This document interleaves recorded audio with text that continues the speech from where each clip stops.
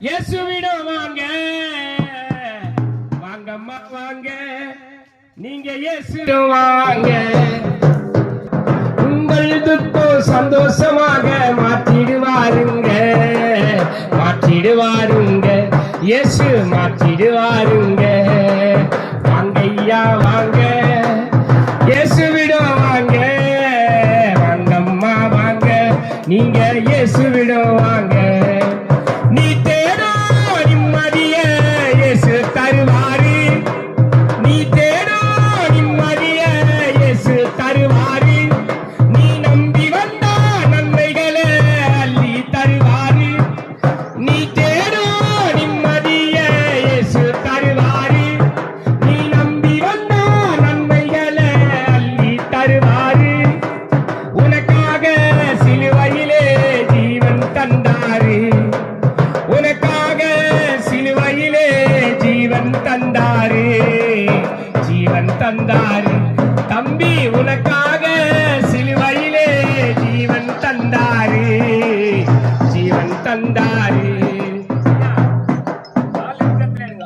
வாங்கய்யா வாங்க, இயேசுவிடம் வாங்க, வாங்கம்மா வாங்க, நீங்க இயேசுவிடம் வாங்க. வாங்க வாங்க வாங்க வாங்க என்று நாங்கள் கதறியோம். கதறி இந்த வெயில்ல கூட நாங்கள் கூப்பிடுறோம். காரணம் என்ன தெரியுமா?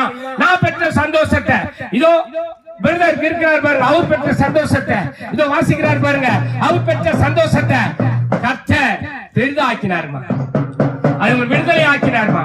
அதை தான் சொல்லி நாங்க அழைக்கிறோம். இந்த பகுதியில வாழ்கிற ஒவ்வொருவரையும் நாங்கள் அழைக்கிறோம். ஒருவேளை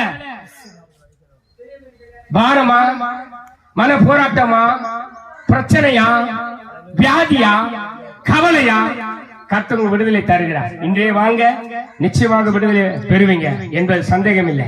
இந்த சத்தத்தை நாங்கள் கேட்டுக்கொண்டு இருக்கிறோம் என்று நீங்க சொல்றீங்களா? சத்தத்தை கேட்கிறோம். வாங்க, சமாதானமும் மகிழ்ச்சியும் கர்த்தர் தருவார்.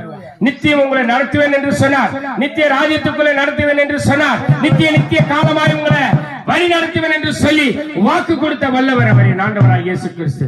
ஆக கர்த்தராய் இயேசு கிறிஸ்து வந்து விசுவாசியுங்கள், அப்போது நீங்களும் உங்கள் வீட்டை ரட்சிக்கப்படும் என்பதே.